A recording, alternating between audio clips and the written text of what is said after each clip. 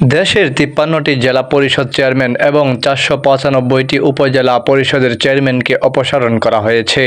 সোমবার স্থানীয় সরকার বিভাগ থেকে এ সংক্রান্ত প্রজ্ঞাপন জারি করা হয়েছে। আদেশে বলা হয়, অপসারণকৃত জেলা পরিষদ চেয়ারম্যান স্থলে জেলা প্রশাসক ডিসি এবং উপজেলা চেয়ারম্যানের স্থলে উপজেলা নির্বাহী কর্মকর্তারা দায়িত্ব পালন করবেন। এছাড়া আওয়ামী লীগ সরকারের আমলে নির্বাচিত ৩২৩ পৌরসভার মেয়রকে অপসারণ করেও প্রজ্ঞাপন জারি করা হয়েছে।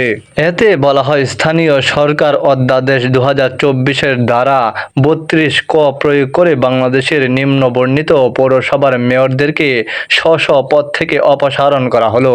এর আগে গত শনিবার বিশেষ পরিস্থিতিতে স্থানীয় সরকারের জনপ্রতিনিধিদের অপসারণ এবং প্রশাসক নিয়োগের ক্ষমতা সরকারের হাতে রেখে পৌরসভা, উপজেলা, জেলা ও সিটি কর্পোরেশনের আইন সংশোধনের আলাদা অধ্যাদেশ জারি করে অন্তর্বর্তী সরকার।